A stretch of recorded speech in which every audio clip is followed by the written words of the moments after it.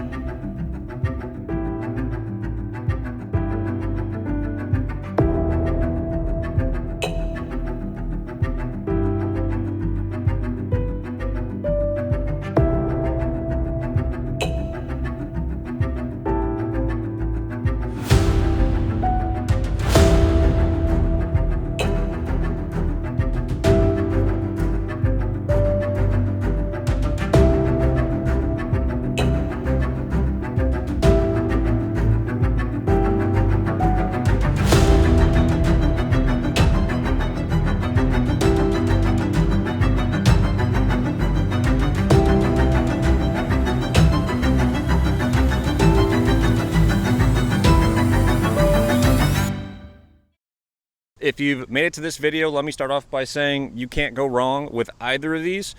These are really great Toyota Lexus products, and I would consider them to be modern classics. Most new vehicles today do not possess some of the analog and hydraulic mechanical components that these vehicles have, and that's what makes them so great and why they're going to outlive all these new cars that people are buying today. So I'm going to start off by running through some of the similarities, and then we'll get into the major differences. The goal of this video is to maybe help you if you're trying to decide between one of these, or maybe you already own one and I can teach you some things about your vehicle that you didn't already know. So both of these vehicles are Toyota Lexus products that are body on frame. And what that really means to you and I is they're very rugged. They've got better towing capacity and off-road capabilities. It's going to allow for a lot more rigid off-road experience. I think you'd be surprised most new SUVs that tote this kind of off-road capability are actually unibody.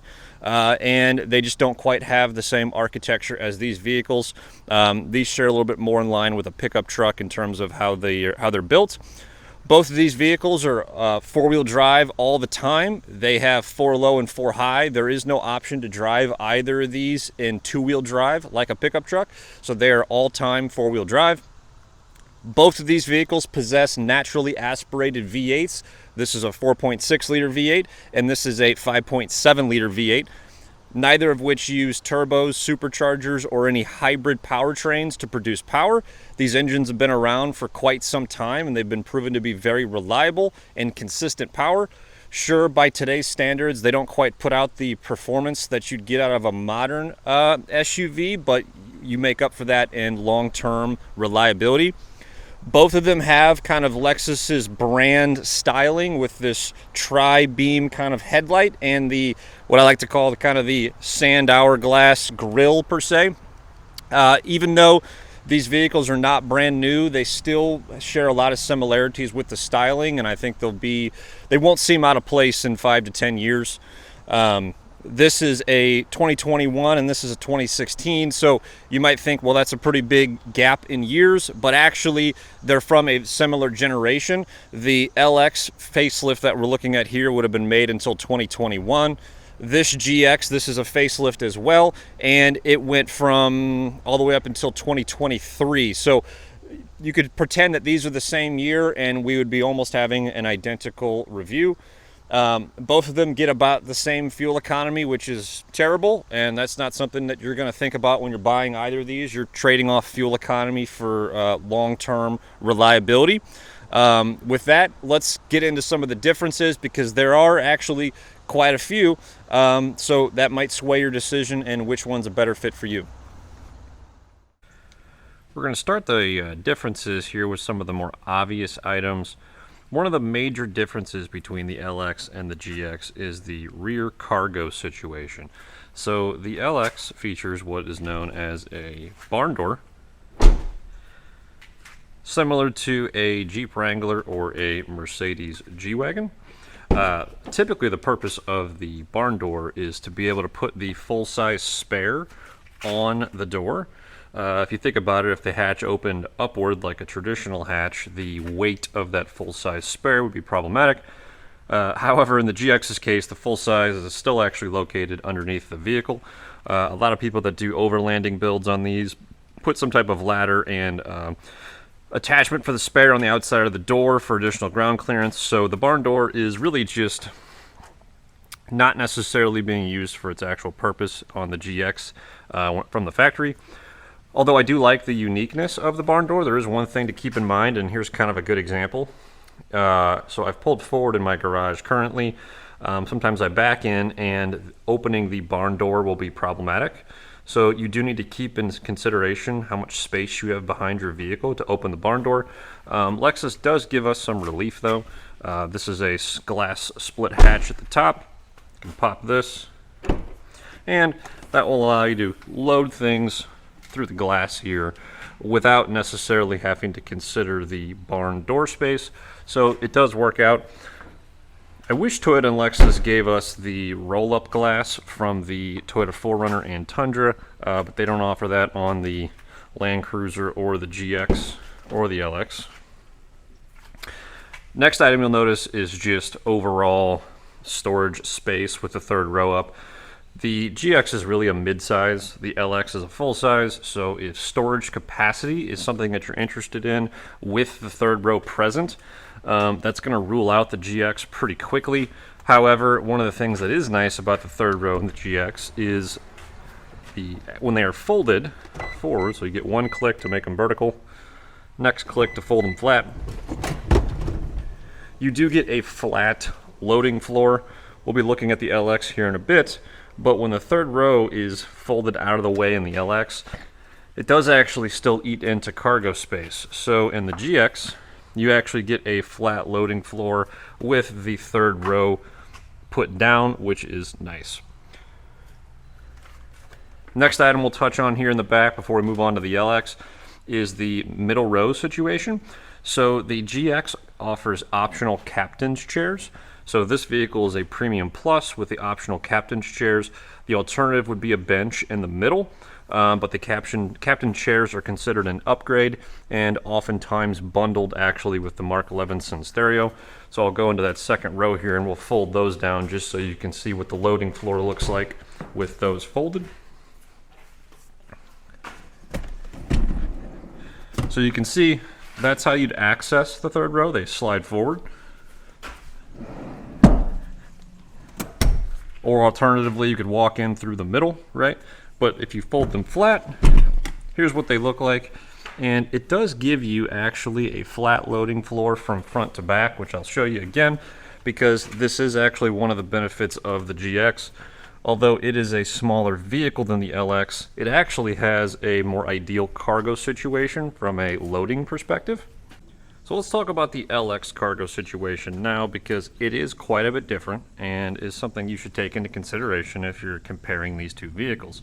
So unlike the GX, the LX has what we call a clamshell, which is essentially the hatch separates into two sections. So there's the top section, and then the lower portion of the clamshell almost gives you kind of a little bit of a tailgate of experience, which I do like. You back up to a park or a sporting event, it is nice to be able to just sit on that tailgate, which is a pretty nice idea. It also kind of acts as a little bit of a loading floor. You can see with the seats, the third row up in the LX, you do get a little bit more storage space. You could fit a carry-on duffel bag or suitcase behind that third row, which is nice. But here's where things get interesting. Okay, so the third row in this vehicle, go ahead and use again the power folding here. So they will drop forward. Looks like I missed the headrest there on the drop. So they drop forward. So that's your first option, which again, not a flat loading floor. So your second option is to use the power switches again and fold them to the side. And this is unique to the Land Cruiser and the LX. And you can see now you've got a flat loading floor. However, these seats on the side do eat into your available cargo space, so it's not ideal, but here I'll fold this up and you can kind of see how much room you got. Still quite a bit of cargo space, but it does eat into it. Let's move on to the second row, because that's where the kind of the story continues here. So unlike the GX, the LX does not have optional captain's chairs. The LX always comes in a bench. I presume it's because of the climate controls. As you can see, my vehicle has rear infotainment as well. But let's fold down the middle row so you can get an idea what this looks like here. So the middle row actually slides forward and back with power, which is nice. The GX is not adjustable, that second row. I think it's on manual slides versus electronically. But let's fold these down, and here's your first option, okay? That's not a flat loading floor, though. So you can come back here and kind of see, not a flat loading floor. The closest thing you're going to get to flat loading is here. I'll move my backpack out of the way. Move my drone, too. Sorry, I should have been on the other side of the vehicle doing this. Your next option is to click this down and fold that seat forward. Might need to do it in one swoop here. There you go. To fold that seat forward. That gives you more of a flat loading floor here, but you're going to have to move your driver and passenger seats pretty far forward. Not really a ton of room, but so if you're considering cargo space, that is a pretty big difference between the two vehicles and how the third row and second row operate. The next notable difference is again on the interior side of things. The GX can be spec'd in a few different levels of trim, the premium and the luxury, and regardless of if you select the highest option on the GX, it will not have cooled seats in the rear. You can get your GX with heated seats in the rear, but it will not have cooled. LX actually allows for heated and cooled in the rear, as well as automatic heating and cooling for the seats. So if it detects a passenger, Lexus calls that the concierge. It'll automatically turn on and off your heated and cooled seats back here based on a passenger being present. The other thing you'll notice in my LX, I've mentioned this in some other videos, is the rear infotainment. Obviously a lot of aftermarket options these days, and many people just use tablets. But if you're looking for factory rear infotainment, it is not an option in the GX, and you'll have to get an LX. Something I do want to point out that's a similarity that I missed earlier is neither of these vehicles can have a panoramic roof. Both the LX and the GX of this generation have a traditional moonroof or sunroof. Presumably due to the ability to maybe have a roof rack or cargo rack. Maybe it's a durability thing, want a more rigid roof, or it could simply just be carryover from Toyota products, and these early generation Toyota products just probably not having panoramic roofs in them yet. So the next major mechanical difference between the LX and the GX is going to boil down to some of the off-road technology. So as I mentioned earlier, the GX comes in a few different trims: premium, premium plus, and luxury. The premium and premium plus will not have adjustable suspension. You will not be able to change the ride height or the stiffness or softness of the suspension. You'll need to get the luxury trim GX if you'd like that functionality. If you don't get those options, you'll just have the KDSS system, which is used in the 4Runner as well, and the Land Cruiser. So you can see here in the LX, I can adjust the ride height and the stiffness of the suspension, and that is standard in the LX, but optional on the GX. The next item that's unique to the LX is multi-terrain select. This comes out of a 4Runner TRD Pro, which is the essentially, think of it like cruise control for off-road. It's going to control power to the individual wheels when you're in sand, dirt, mud, things of that nature. The GX does not have this kind of crawl control capability.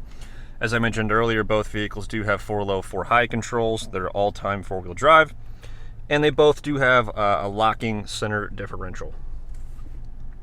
Something also unique to the LX is this ability to lock up one wheel to kind of allow for a tighter turn when off-road. So there are some additional off-road capabilities standard here in the LX, That said, both of them do a great job off-road. You just have a little bit more functionality here, especially when comparing to a Premium or Premium Plus GX. Let's get into a little bit of the technology, because although both of these vehicles share some similarities in terms of being a little behind the times in a good way, there actually are some technology differences between the two of them, and we'll start with the infotainment. The LX features more of a widescreen infotainment.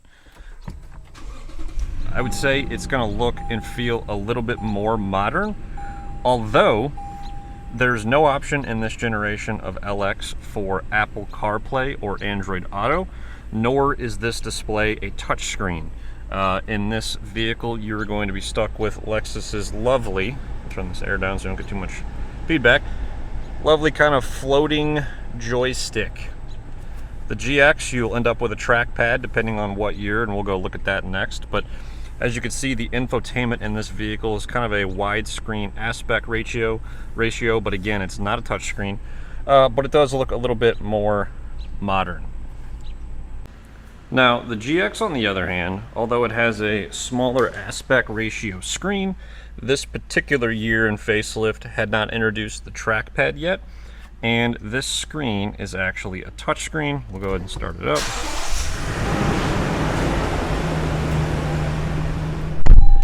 And this screen, from a functionality perspective, does nearly everything that the LX does.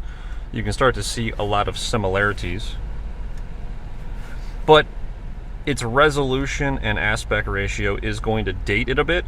If you've ever been in an early 2000s Lexus product like an LS460 or even a Toyota 4Runner, you're going to notice this infotainment is probably pulled right from one of those vehicles.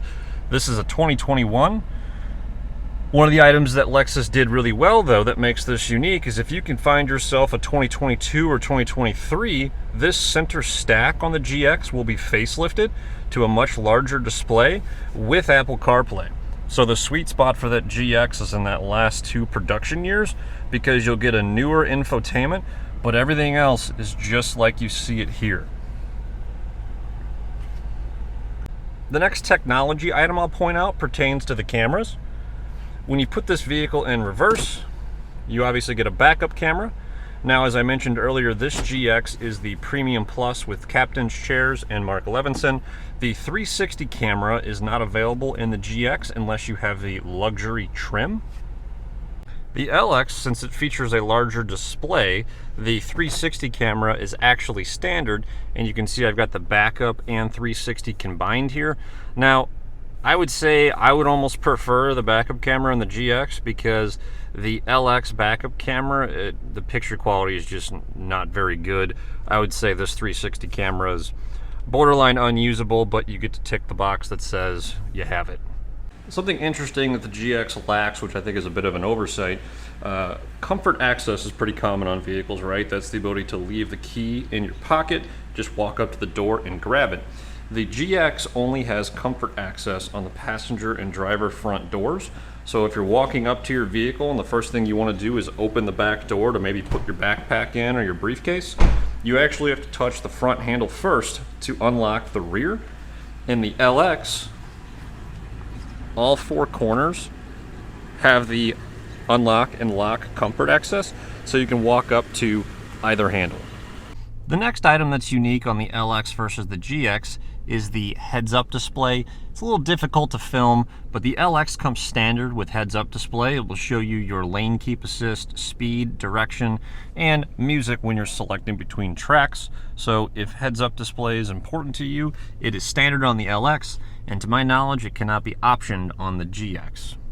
The next worthy mention on the interior is the inclusion of a cool box in the LS. So to call this a refrigerator is definitely overselling it, but this will funnel through cool air into this box and keep beverages cool. Now, it doesn't run when the vehicle's off, so this is definitely more like, hey, maybe you've packed your lunch and on the way to work, and you want to keep your lunch cool. It's great to toss it in there. Maybe you got a beverage that you want to keep cool that you're not ready to drink yet. So the ability to have a cool box is unique to the LX over the GX.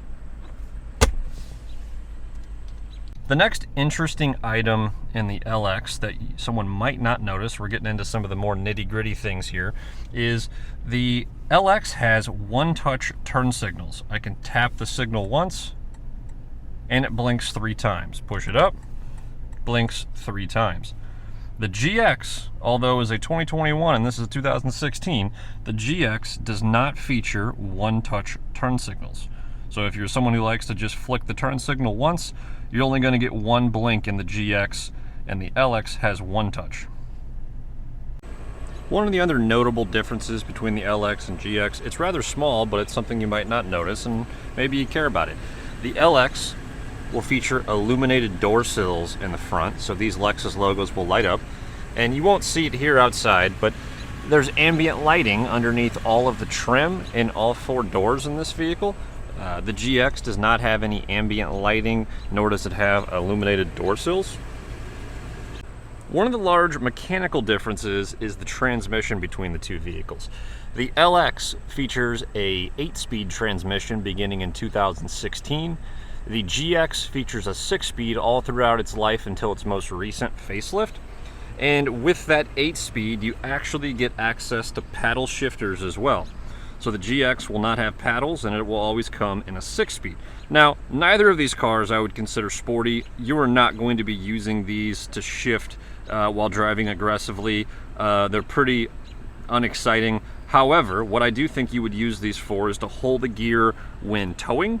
I've used them when going down large hills. Instead of leaning on my brakes, I will be downshifting and upshifting using these paddles just to use the transmission and engine to control the speed of the vehicle versus solely braking. So again, those paddles, a bit gimmicky in my opinion, however they would serve a purpose for towing. Something else that's a bit interesting from a mechanical perspective, on the GX, the fuel door is on the driver's side. On the LX, the fuel door is on the passenger side. Usually brands are pretty consistent with that. German manufacturers are usually on the right, Japanese on the left, so I'm not necessarily sure why that is the case here. If you know the answer to that, leave a comment in the comment section. All right, driving the LX, I'm going to kind of give you guys so this video isn't intended to be a review of the GX and LX, but more of a comparison. So I won't be talking about every aspect of the driving experience, but more about how it compares specifically to the GX. So we're going to go ahead and take a quick drive. One of the first things that you'll notice different when driving the LX is the parking brake is a switch. It's electronic. The GX is a pedal parking brake. I wish this vehicle was actually a mechanical brake, but that's just one of the things that's different about the LX. The LX is very quiet and smooth in here. As I mentioned, the LX comes standard with adjustable suspension, and the drive is where you'll start to feel some of that. The GX, you'll have to get that luxury package to be able to adjust the suspension. I primarily drive with this vehicle in normal, but if I were to click all the way to the left, you'll see that the suspension changes to comfort mode. Comfort is a little bit too swayy for my liking. To be honest, one of the things I don't love about the LX when compared to the GX is it does, and I'm sure you could attribute this to its size, it's a little bit more swayy on the highway than the GX, particularly in comfort in normal modes. I find myself kind of bing-bonging between lanes a little bit more in the LX than I do in the GX. Like I said, though, it's not a deal breaker, but it is something to keep in mind. So we'll leave it in comfort for a bit. Once I get on a straight road, I'll throw it in sport, and we'll do a couple wide open pulls so you can kind of see the performance difference. It's not very dramatic. I think it'll be tough to probably see any performance differences on camera. The LX does have about 50 more horsepower, but I do think the LX weighs nearly 1,000 pounds more than the GX. So I'm not certain that you're really going to feel a difference in the seat when you're driving it. But very quiet and comfortable in here. You know, you're very isolated from the outside world. It's one of the reasons why I love these Lexus products is you know, this thing is nearly 10 years old at this point, and I've got 88,000 miles on mine now. I bought it with 82,000, and there's no real rattles or noises in here. You can buy brand new vehicles that come factory with, you could call them features, I guess, where you get rattles and creaks. Neither of these Lexus products have those, which is great. I mentioned in my other video that I'm a lot happier with my Lexus and the way it shifts after doing the TSB. So this has an 8-speed, the GX has a 6-speed. Initially, I was more happy with how the GX shifted because the LX had some pretty hard gear shifts between first, second, and third. But after getting that software refresh done, it now shifts very smooth between gear changes. I'm going to go ahead and click the dial down here to switch it into normal. We'll now go into Sport, and then we'll click one more time for Sport Plus. Now, that adjusts a few different things, one of which is the stiffness of the suspension. I don't think you're going to ride around in Sport Plus. I think the vehicle becomes very bouncy. I would say because it's body on frame, it kind of starts to feel like a bouncy pickup truck. You know, one that's been raised or lowered with maybe just springs versus a more expensive route. So it's pretty bouncy. I mean, I can feel it just going over these bumps. So I don't think you're going to cruise around in Sport Plus unless you're maybe in some corners and looking to have a little bit of fun. I'm going to go ahead and click it over into Sport here, and then we're going to manually go down to first gear. And I'll get on it a little bit just so you guys can hear and see the performance differences. We'll let this car get in front of us a bit. So I'm just kind of cruising here. I'm going to floor it.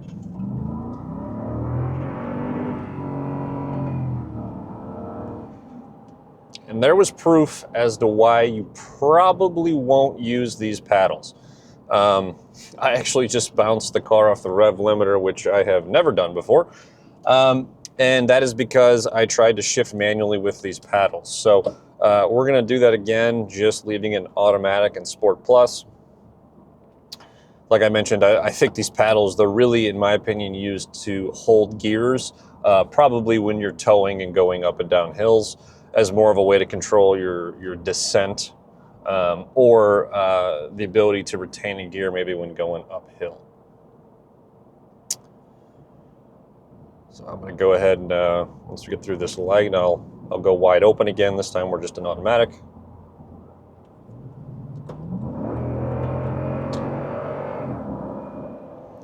So nice big V8 growl and rumble, you know, plenty of power. It's certainly not going to set any performance records. I apologize, the radar just keeps going off nonstop today.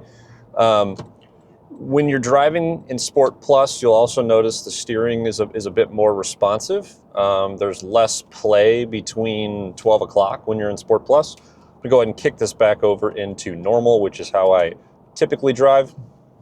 The other item I want to highlight is both of these vehicles have radar cruise.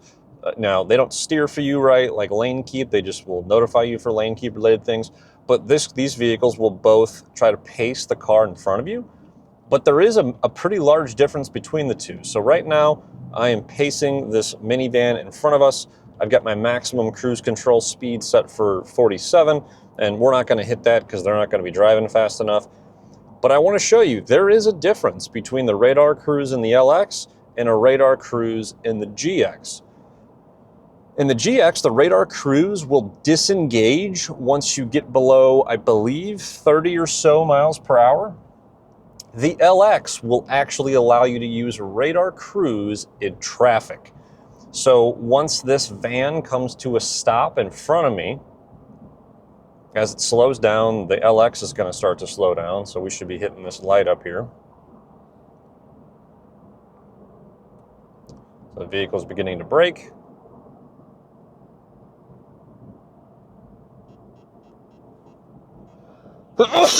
Excuse me. So the LX is braking all by itself. My foot is not on the brake. The GX would be disengaging radar cruise control about now and would be alerting the driver to intervene. The LX is going to come to a complete stop all on its own. Now, if I continue to crawl like this, the Lexus will do it all on its own, the LX will.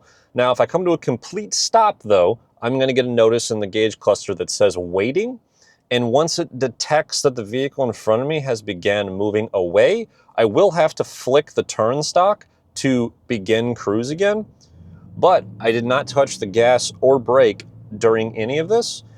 If we would have come to just a crawl instead of a complete stop, the LX would have re-engaged on its own. So it's really nice for sitting in traffic that the LX will kind of do its own thing from a pacing perspective. You'll just have to intervene if you come to a complete stop by flicking the cruise control stalk forward. The GX doesn't have that. The GX, the radar cruise control disengages once you get below a certain speed. So if that's something important to you, you might need an LX. So watch, we'll hear it'll happen again here. Don't think we're gonna come to a complete stop this time. Nope. Doesn't look like we are.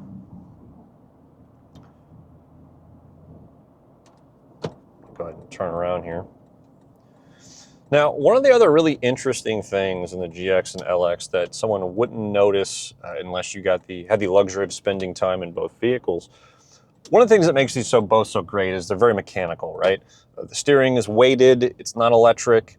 The cruise control, although it's radar, it doesn't interfere with your ability to steer, right? It's got just the right amount of technology. One of the things that's really interesting, so both of these vehicles have automatic brights, right? So that's the ability to have the brights automatically turn on and off, based on if you are in a dark area and turn them off when oncoming traffic approaches. So both vehicles offer the automatic brights. But the GX, you can physically hear the relays click. And I actually kind of like that. I don't know why they chose to do it differently, but when you're driving around at night in the GX and your brights turn on and off, I can literally hear a relay click inside the dash. The LX, you don't hear that relay. Same thing actually goes for the radar cruise. So during this drive, I used the radar cruise a bit to pace the car in front of me. And when the vehicle would detect that the vehicle in front of me is slowing down, it would apply the brakes. The GX, you can actually hear, again, a relay click when it engages the brakes on your behalf during radar cruise. So just something really small that you wouldn't notice unless you got to spend time in both vehicles. But for some reason, some of those automatic features in the GX have a little bit more of a mechanical feel to them, which I thought was interesting. So.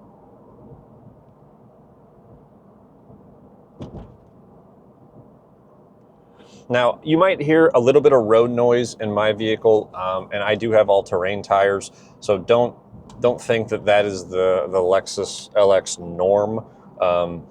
These do come with a larger wheel and tire than the GX, so the GX you could get in, I believe, an 18 and a 19. The 18 would have been the premium plus, or luxury, but the sports trim that you could add on top, I believe bumped it up to a 19. The Lexus does have a larger wheel from the factory, so it might get a little more road noise just because of the tire. But again, I've got off-road wheels and tires anyway on this, so you are going to hear some road noise, and that's not specific to the LX. All right, so we're behind the wheel of the GX now, and you can see very, very similar layout. I would say it's a very similar driving position as well, and a lot of familiar things in here as far as the steering wheel, button layout, and kind of how things feel. But like I mentioned, one real big difference out of the gate is the parking brake is a manual pedal, which I do like. I'm gonna go ahead and back out, and we'll take a quick drive.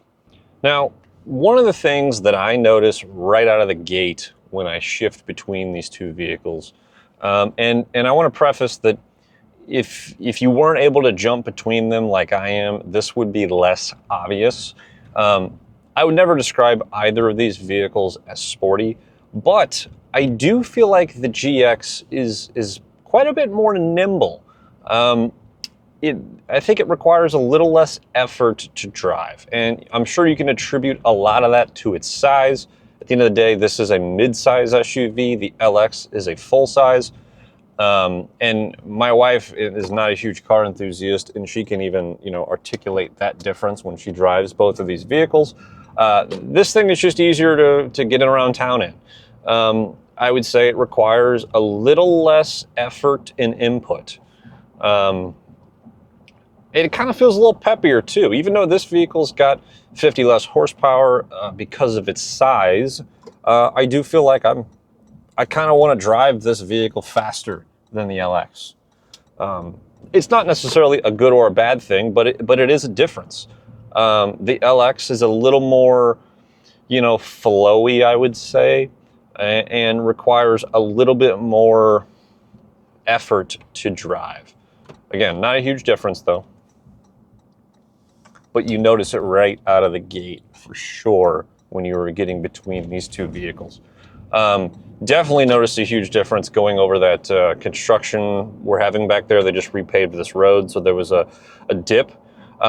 This is a Premium Plus, not the luxury, so it does not have adaptive suspension. So this thing is always in pretty much one level in terms of comfort. It uses the KDSS system in the 4Runner, so it allows you to have some good articulation off-road and then have those sway bars for a little bit stiffer of an experience around corners. But when I hit that bump, I mean, you felt it quite a bit more in this vehicle. My comparison is a little bit skewed because my wife still has the factory wheels and tires. This is a sport trim, so it does have the 19-inch wheels and tires. Of course, my LX has an off-road wheel and tire setup with a lot more sidewall, so it's a bit of an unfair comparison. But I even noticed that before changing the wheels and tires, that the LX does absorb some of that road inconsistency and bumps a lot better. However, coming up this hill though, the GX feels quite a bit more peppy, okay? Sporty is not the word I want to use because neither of these vehicles are sports cars. But the GX is got a little bit more pep to it, I would say. I'm more incentivized to step on the gas. In the video of me driving the LX, that was the first time that I've ever wide open driven the LX before because it just doesn't make me want to do that, right? I've got a old air-cooled 911. That's my fun car. These vehicles are A to B transportation, and they just don't encourage you to drive them like sports cars based on the feedback that you get. But just like the LX, acoustics are good in here. It's very quiet. You're insulated from the road. This is obviously not unique to the LX versus the GX, but I am really a fan of this lighter color interior that my wife has. I love the dark wood grain, and I love this really light interior. It's such a cool two-tone mashup. You can get this lighter color in the LX. It's just pretty hard to find. I have not seen a ton of them. That's originally what I wanted because I love this two-tone look. I think it's very luxurious. It does require some upkeep though. Like I mentioned, the seats in my LX are already starting to fade. So we'll get the GX kind of up to highway cruising speed. And I'll show you again the cruise control situation. So one of the big differences in the radar cruise control between the GX and the LX is the GX does not go down to traffic speeds or stop go. So like I'll engage cruise control, 36 miles an hour. It's going to detect that car in front of me, hopefully. Making me nervous. Okay, I'm going to brake. That did not feel comfortable there. We're going to do that again and just pace a vehicle that's already moving because ultimately, I don't think many of us are using cruise control on a road with stoplights and stop-go traffic.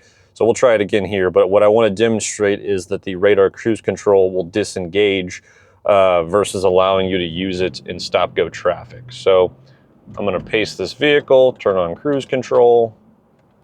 Gonna go ahead and, yeah, so actually I can't even engage it right now. So I'm below 30 miles an hour. I actually can't even engage cruise control. The LX would have let me engage that, and then it would have slowly brought us to a stop and allowed us to start again without touching the brake or the gas pedal. So kind of a subtle difference, that radar cruise change.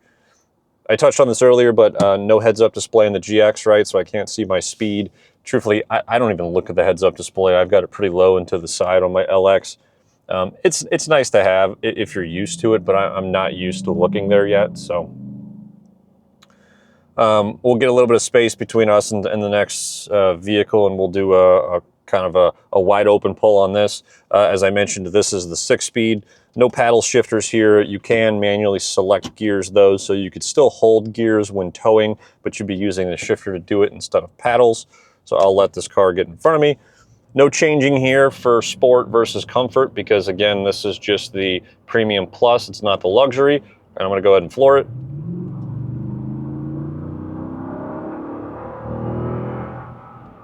Very consistent power, nice V8 rumble.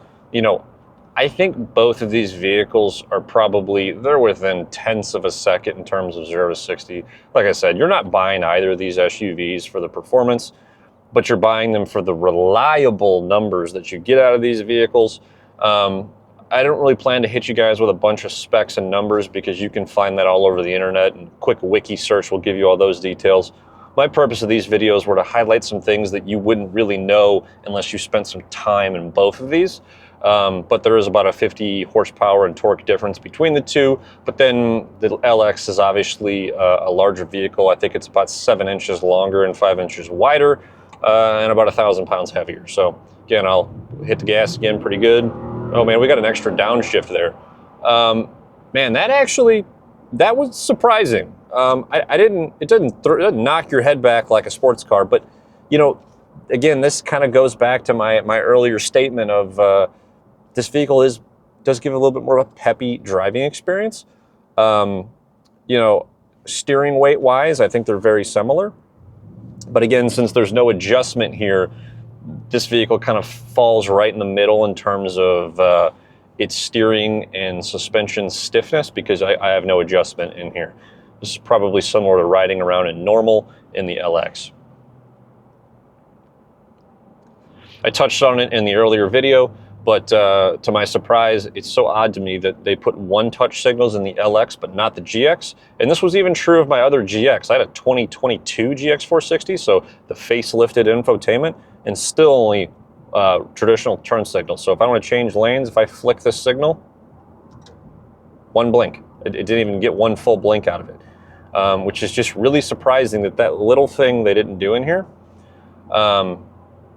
I mentioned the clicking of relays in the GX. Again, I don't think it's a bad thing. It just highlights the vehicle's mechanical makeup versus so many different electronics.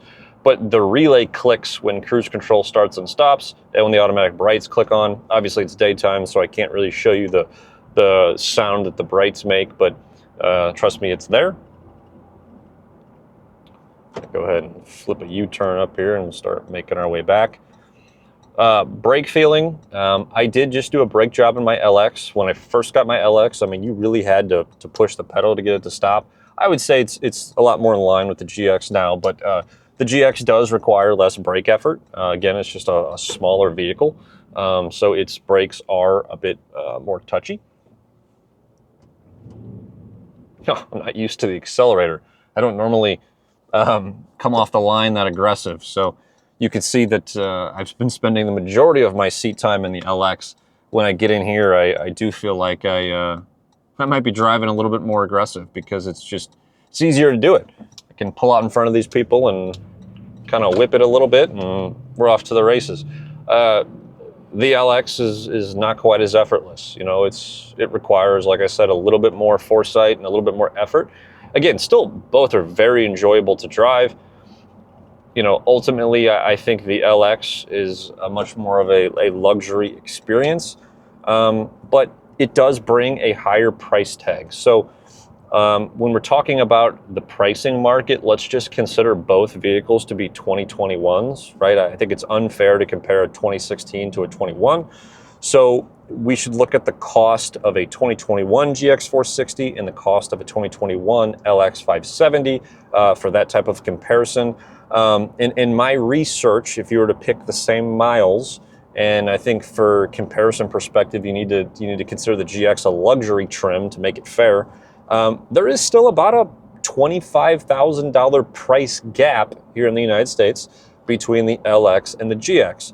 Depending on the year, that begins to fluctuate some, but we paid more for my 2016 LX than we did for my wife's 2021 GX.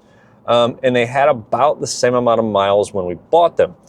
I would say a notable difference, though, is her 21 we purchased as a CPO, a certified pre-owned from our local Lexus dealer, so we had extra warranty coverage.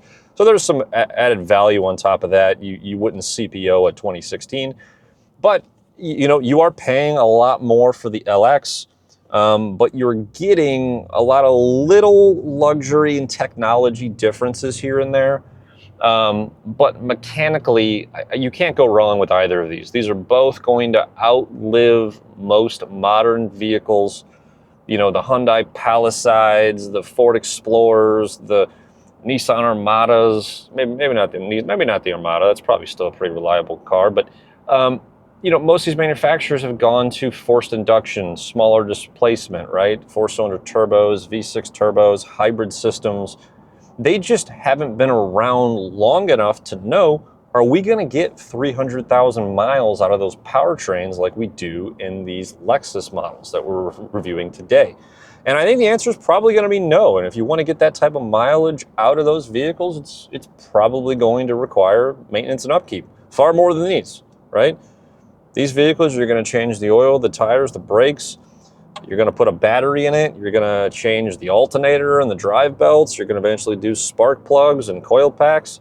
But there's not going to be really anything major that mechanically goes wrong with these. You know, and I think that is going to ensure that these vehicles hold their value. That's the other thing to keep in consideration. Both of these vehicles, I think, depreciate very slowly. I do think the LX is holding its value a little more. To put it in perspective, you know, the LX is losing about 5% a year, at least the one that I purchased in terms of value. And the GX, I would say, is really pretty close to that too, right? A brand new GX back in 22, 23, depending on options, was probably going to be in that $65,000 range. The LX, you're going to be a lot closer to 100,000. And as they've depreciated, that gap between the two is about the same. So even from a long-term value perspective, I don't think you can go wrong with either until the later years. I think as these get older, the LX will continue to be valued a little bit higher. You can see that with the Toyota Land Cruiser, right? If you take a Toyota Land Cruiser and a Toyota 4Runner, when they have 200,000 miles on them, a Land Cruiser does cost more than a 4Runner, which is really what these vehicles are at the end of the day. When you start to view these as Toyotas, this is a luxury Toyota 4Runner with a V8.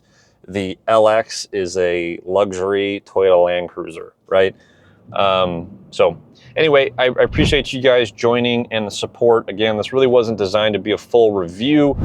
It's more about a deep dive in terms of the comparison between the two and hopefully some things that maybe you weren't aware of. And thanks for the support. I look forward to bringing you guys more content.